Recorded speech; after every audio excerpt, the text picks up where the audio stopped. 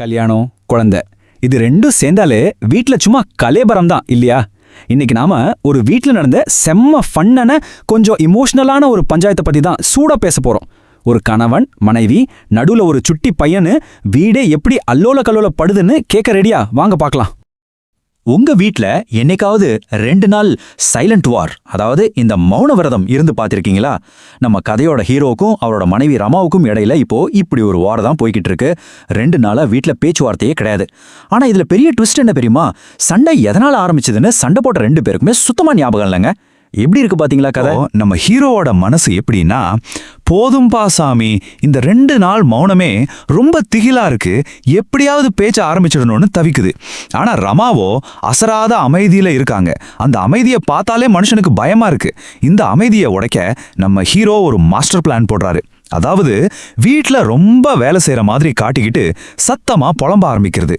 இந்த தந்திரம் எப்படி வேலை செய்யுதுன்னு பார்ப்போம். இதுதான் அவரோட முதல் மாஸ்டர் பிளான். காலையில நியூஸ் பேப்பர் எடுத்துட்டு வரும்போதே ரமா காதுல விழும்படி சத்தமா புலம்ப ஆரம்பிக்கிறாரு. கட்டில் கடியில ரிமோட்டை தேடிக்கிட்டே எல்லா வேலையும் நாமே செய்ய வேண்டியிருக்கு. யார் இருக்கா அந்த வீட்ல? ஒரு பொருளும் இருக்க வேண்டிய இடத்துல இருக்காதே அப்படின்னு டைலாக் விடுறாரு. உள்ளுக்குள்ள அவரோட நோக்கம் என்னன்னா, ரமா ஏதாவது பதில் பேசிட மாட்டாங்களாங்கிற அந்த ஒரு நப்பாசை. கரெக்டா இந்த நேரத்துல தான் கதையோட ரியல் ஹீரோ அவங்க பையன் சுபா என்ட்ரி ஆகுறான்.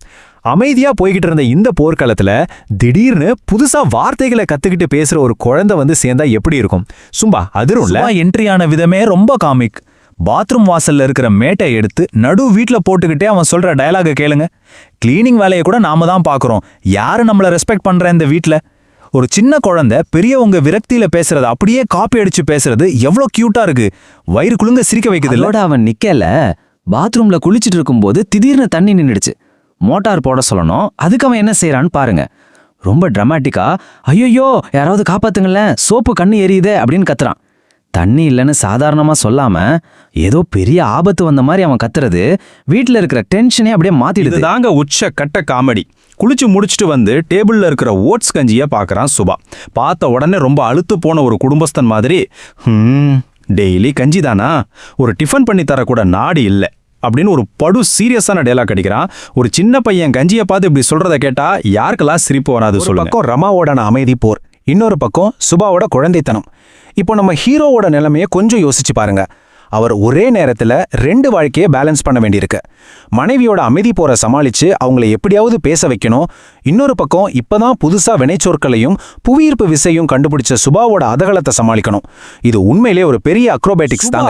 என்னென்ன அட்டூழியங்கள் பண்றான்னு பாருங்களேன். கட்டில குதி, தண்ணீர் கொட்டு, சேர்ல ஏறு, ஃப்ரிட்ஜை வம்படியா திறந்து மூடு.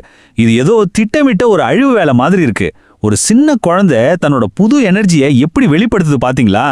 வீடே ஒரு மினி புயல் அடிச்ச மாதிரி ஆயிடுச்சு. இதுல எனக்கு ரொம்ப பிடிச்ச ஒரு விஷயம் என்னன்னா, சுபாவோட அந்த மார்க் டயலாக் தான். ஒவ்வொரு முறை அவன் கீழே விழும்போதும் அழுகிறது கிடையாது. பதிலா, அப்பா டாம்னு உமுண்டுட்டேன் அப்படின்னு ரொம்ப சந்தோஷமா அனௌன்ஸ் பண்றான். கீழே விழுந்தது அவனுக்கு ஒரு பெரிய சாதனை மாதிரி. ஒவ்வொரு தடவையும் இதை சொல்லிட்டு அவனும் சிரிச்சுட்டு மறுபடியும் குதிக்க போயிடுறான். இதுல ஒரு பயங்கரமான நகைச்சுவை ஒளிஞ்சிருக்கு. கவனிச்சிங்களா? ஃப்ரிட்ஜை திறந்து மூடிட்டு வழக்கம் போல அம்மான்னு கூப்பிட ஆரம்பிச்சவன் டக்குன்னு வீட்டில் நடக்கிற சைலண்ட் வார் ஞாபகம் வரவும் உடனே சுதாரிச்சுக்கிட்டு அம்பா மூடிட்டேன் அப்படின்னு அப்பாவை கூப்பிடுறான். அந்த குழந்தைக்கு கூட வீட்டில் இருக்கிற பாலிடிக்ஸ் தெரிஞ்சிருக்கு பாருங்க. சம பிரில்லியன்ட். கிளைமேக்ஸ் நெருங்கிடுச்சு. மறுபடியும் நம்ம மெயின் கதைக்கு வருவோம். மனைவியோட சண்டை என்னாச்சு? நம்ம ஹீரோ ஆபீஸ்க்கு கிளம்பணும். ஆனா அயன் பண்ண சட்டைகள் எதுவுமே இல்ல. உடனே அவசரமாக ஒரு சட்டையை எடுத்து அயன் பண்ணிக்கிட்டே தன்னோட மாஸ்டர் ஸ்ட்ரோக்கை இறக்குறாரு. என்ன அநியாயம், ஒரு அயன் பண்ணி தர கூட ஆள் இல்லையா அப்படின்னு புலம்பல பீக்குக்கு கொண்டு போறாரு. பச்சி வலையில விழுந்துடுச்சு. ஹீரோ போட்ட பிளான் பக்காவா ஒர்க் அவுட் ஆயிடுச்சு. 2 நாளா மௌன விரதத்துல இருந்த ரமா இந்த டைலாக கேட்ட உடனே அந்த அமைதியை உடைக்கிறாங்க. முதலையே சொல்லியிருந்தா அயன் பண்ணி கிழிச்சிட்டோம், வருவேலை பாப்பீங்களா, இல்லைனா ஆஃபீஸ்க்கு தான் டெய்லியும் டைமுக்கு போய் கிழிக்கிறீங்களா அப்படின்னு ஒரு கிளாசிக் சரமாரியான சர்க்காஸ்டிக் ரிப்ளை வருது. எப்படி அடிச்சான் பாரு ஆப்புன்னு சொல்ற மாதிரி செம்ம பதிலடி. இந்த பதில கேட்டதும் நம்ம ஹீரோ ரொம்ப அப்பாவியா முகத்தை வச்சுக்கிட்டு நிக்கிறாரு. அதை பார்த்ததும் ரமாவுக்கு கோபம் போயிட்டு சிரிப்பு வந்துருச்சு. அவங்க சிரிக்கிறத பார்த்து கணவனும் சிரிக்க ஆரம்பிக்கிறாரு. இவங்க 2 பேரும் சிரிக்கிறத பார்த்து என்ன நடக்குதுன்னே தெரியாம நம்ம சுபாவும் ஹியூ ஹியூன்னு கூட சேர்ந்து சிரிக்கிறான். இப்படிதான் ஒரு அழகான சிரிப்போட அந்த 2 நாள் போர்க்களம் ஒரு முடிவுக்கு வருது. சண்டை முடிஞ்ச சந்தோஷத்துல ஹீரோ ஆபீஸ் கிளம்புறாரு. வாசல்ல வழி அனுப்ப வந்த ரமா கிட்ட இருந்து சமாதானத்தின் அடையாளமா ஒரு அழகான போனஸ் முத்தம் கிடைக்குது.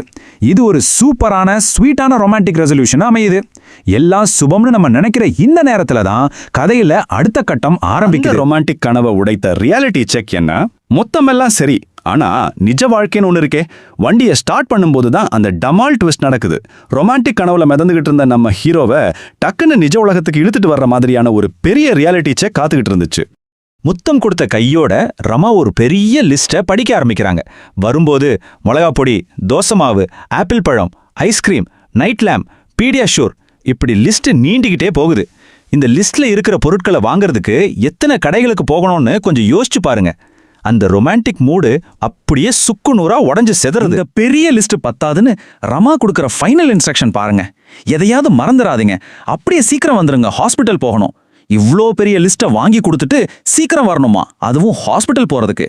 காயத்துல உப்பு தடவுறதுன்னு சொல்லுவாங்கல்ல, அந்த மாதிரி நம்ம ஹீரோவோட நரமா ஆயிடுச்சு. பாவம்ல. இதுதான் டமால்.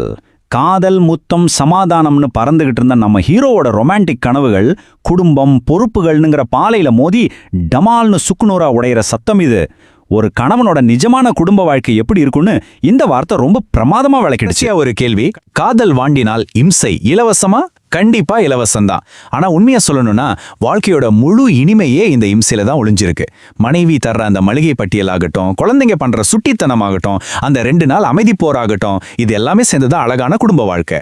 இந்த சுவாரஸ்யமான கதையில உங்களுக்கு பிடிச்ச நிமிஷம் எதுன்னு நீங்களும் யோசிச்சு பாருங்க.